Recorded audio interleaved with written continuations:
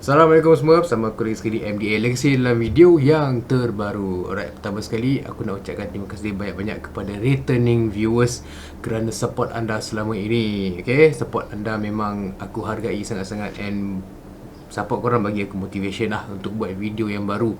Nak lagi tengah time-time busy macam ni, and time tak ada nak shoot kat luar semua, tapi aku teruskan untuk cari topik yang aku boleh share dengan korang. Kepada viewers yang baru, selamat datang ke channel MDA Legacy. Okay, mainly channel ni adalah pasal automotive, tapi bukan macam in terms of kereta-kereta yang baru launch ke apa ke. Itu aku leave it to the pros. Aku tak reti nak review benda-benda macam tu, at least not yet. But kepada viewers baru, selamat datang. And kepada yang belum subscribe, boleh tekan butang subscribe sekarang sebelum aku start video hari ini. Okay, tapi sebelum aku start video sharing untuk hari ini, aku harap korang yang kat luar sana, korang yang tengah menonton semua ni, berada dalam keadaan yang selamat, berada dalam keadaan yang sihat, dan sentiasa ingatlah patuh SOP. Lagi-lagi yang dalam kawasan Selangor dan parts of KL rasanya yang sekarang ni tengah undergo PKPD. Alright, tanpa melengahkan masa, jomlah kita ke video hari ini.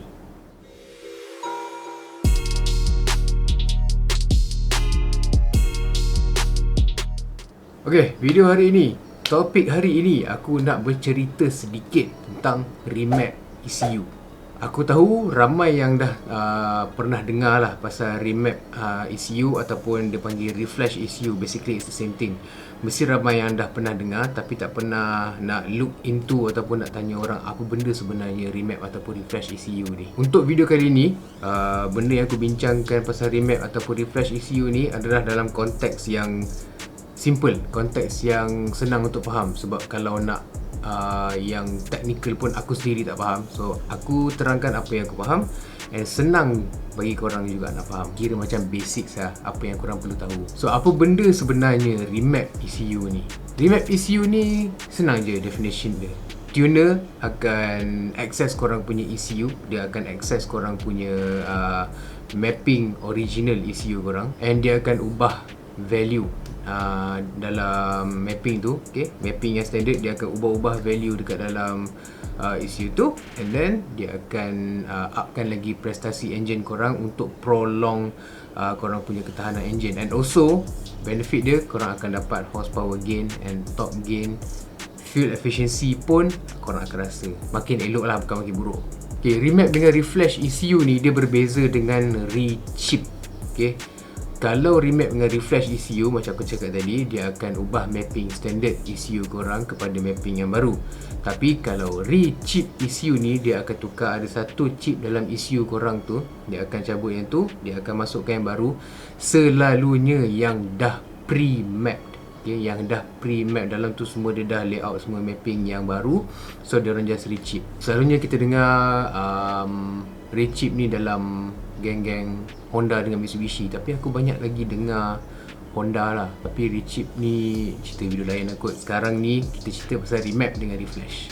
Seterusnya, kenapa dia dipanggil remap? Okay, the reason kenapa dia panggil benda ni remap ECU is because apa yang tuner korang access dalam ECU tu semua, data-data tu semua, itu dipanggil map. Map ni dia merangkumi data macam ignition timing, fuel pressure, throttle position dan sebagainya. Data-data ni semua bila dia display dekat monitor, dia display dekat laptop tuner tu, dia akan keluar macam satu sheet, lebih kurang macam lebih kurang macam Microsoft Excel punya spreadsheet. Macam ni lah.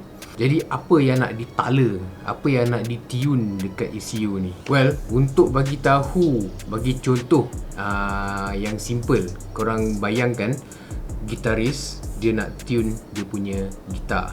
Cara-cara dia, dia akan constantly petik-petik. Aku tak tahulah betul ke tak, tapi ini yang aku faham. Dia akan petik-petik tali gitar tu. At the same time, dia akan adjust keketatan dan kelonggaran string tu sampai dia dapat note yang dia nak.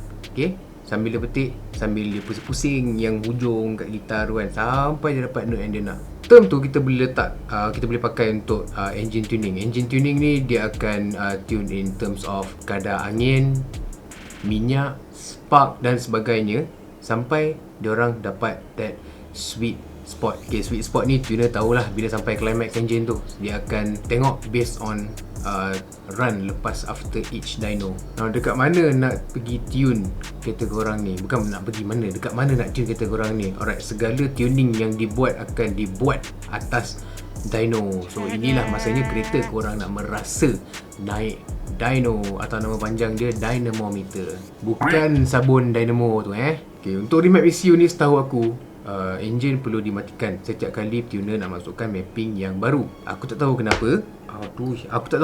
Tapi memang perlu dimatikan engine. Mungkin ada teknologi baru, kod yang membolehkan engine tak dimatikan, tapi aku dah lama tak research pasal benda ni, and apa yang aku tahu now is before this engine perlu dimatikan sebelum masukkan mapping yang baru. So steps dia, access, remap, run atas dyno. Tak puas hati, matikan engine, remap, run. Ulang-ulang proses ni sampai abang jamin sampai dapat graf yang tuner puas hati lah. Apa sebenarnya yang ditukar semasa remap ECU ni? Ada ke penambahan software ke apa ke untuk memastikan remap ni boleh run? Tak ada. Remap ECU ni tak ada penambahan, cuma pengubahsuaian mapping sahaja. Nak contoh? Okey, aku bagi contoh lagi. Masa korang belajar dulu, pernah tak korang tiru assignment member korang, tapi untuk tak bagi kantoi dengan lecturer, korang tukar isi kandungan tu sikit-sikit. Korang ambil ayat ni sikit, potong, masuk sini, adjust sini, adjust sini, adjust sini. So dia nampak berbeza, mesti ada kan? So dari luar nampak sama je assignment tu, cuma dekat dalam korang dah tukar dia punya isi kandung. So prinsip dia sama dengan remap ECU. Nampak biasa je, dari luar nampak macam tak ada apa. Cuma bila dah remap ECU ni, segala mapping original, okay, ataupun maybe parts of mapping original, tuner ni akan manipulate data tu tanpa apa-apa tambahan lain.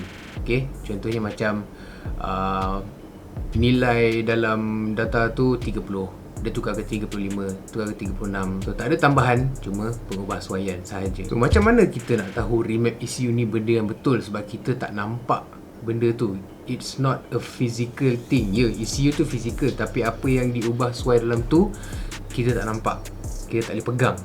So macam mana kita nak tahu benda tu betul ke tak? Senang je nak monitor. Sebab macam aku cakap tadi, segala tuning akan dibuat atas dyno. And setiap kali kereta tu habis each run, korang melangut lah tengok dekat monitor atas ke monitor bawah ke, depends on bengkel, dia ada banyak monitor.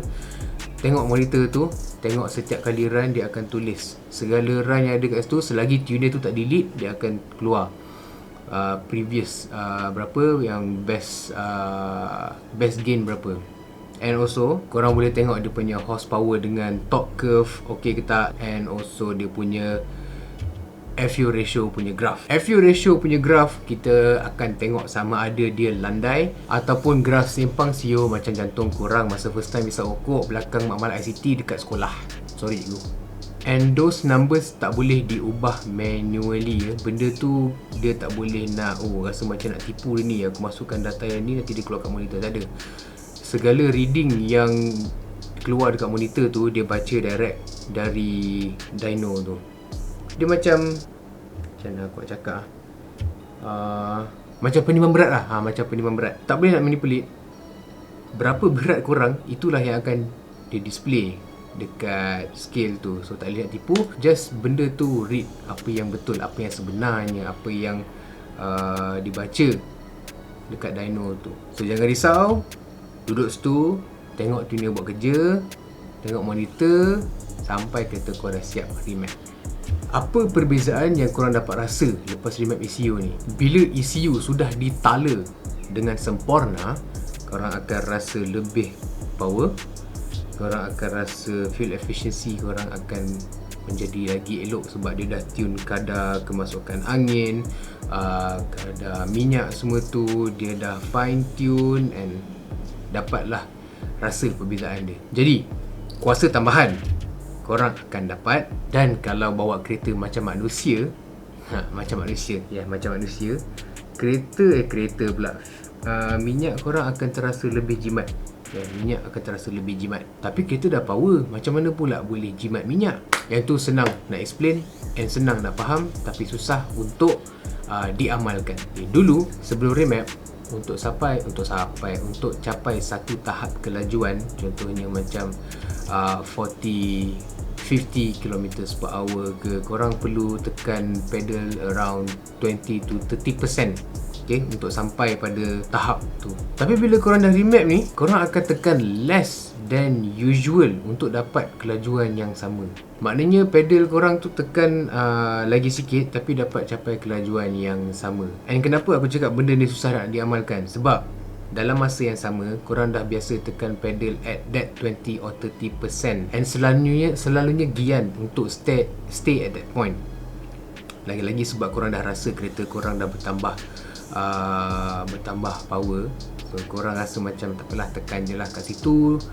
Nak jimat minyak tu not that much. Tapi kalau korang boleh lower that pedal pressure and dapat speed yang sama apa semua, korang akan terasa jimat minyak. So in the end, benda ni actually bergantung kepada kaki korang lah, berat ke, ringan ke, apa-apa jenis kereta pun, kalau kaki berat, minyak akan makan. So lepas remap ni, awal-awal tu mungkin korang akan rasa nak menekan, tapi lama-lama nanti korang dah mula untuk slow down.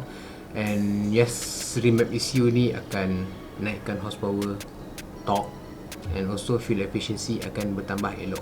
Satu soalan yang selalu ditanya, kacau-kacau mapping ni tak naik check engine light ke? Check engine light, benda yang semua orang takut bila lampu tu muncul dekat meter cluster korang.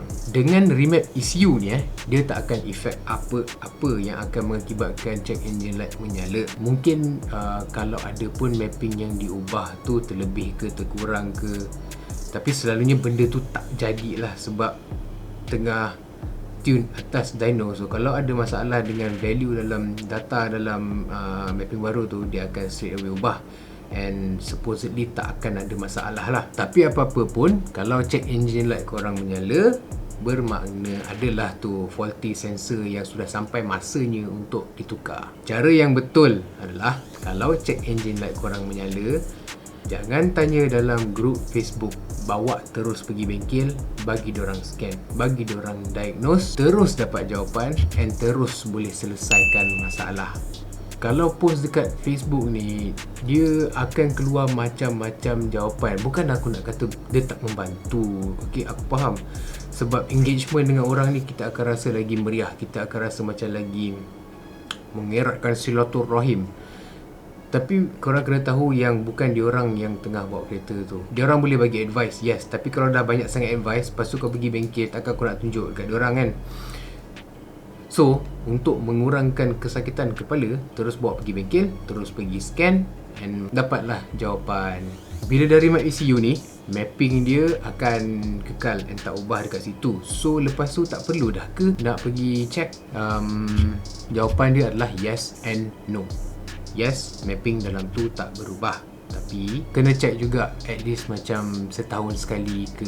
Sebab kereta ni, engine dia condition tak ada selalu cemerlang. Dia sama macam manusia, perlu ada check up once in a while. Maintenance lepas remap, just service on time macam biasa, jangan servis lambat-lambat. And selain itu, tiada apa yang perlu dirisaukan. Remap ECU is very safe to say. Now, soalan last, apa estimated horsepower gain selepas remap? Kalau untuk kereta contohnya macam enjin 4G, Cam Pro, segala 1.3, 1.5, 1.6, 1.8 semua tu, horsepower gain korang akan dapat roughly around 7 to 15 horsepower. Lebih kurang macam tu lah. Sebab first kali dia estimated, and lagi satu bergantung kepada kesihatan enjin korang at that time. Kalau kereta yang enjin turbo, kereta yang enjin diesel, horsepower gain diorang, torque gain diorang akan jadi lebih tinggi lah. Okay, well, dalam konteks yang simple, aku rasa itu sajalah yang aku boleh share dengan korang tentang remap ataupun reflash ECU ni. Senang nak faham, sebab kalau nak go lagi deeper, Aku sendiri tak faham. Nak tahu perkara yang lebih mendalam, korang boleh pergi macam biasa, tanya tuner korang apa yang korang nak tahu, apa yang soalan lain yang aku tak kemukakan dalam video ni. Korang boleh tanya tuner korang untuk dapat jawapan yang lebih tepat. Okay, itu sajalah nampaknya video untuk kali ini. As always, subscribe kepada viewers aku yang belum sempat untuk subscribe. Butang ada kat bawah tu, free sahaja, no charge, no fees, no payment whatsoever, free of charge untuk subscribe. And kalau video ni bermanfaat untuk korang, boleh like, boleh komen, boleh share around video ni kepada rakan-rakan dan sanak saudara. Akhir kata, stay safe, stay at home, and aku akan jumpa korang dalam video yang seterusnya. Assalamualaikum.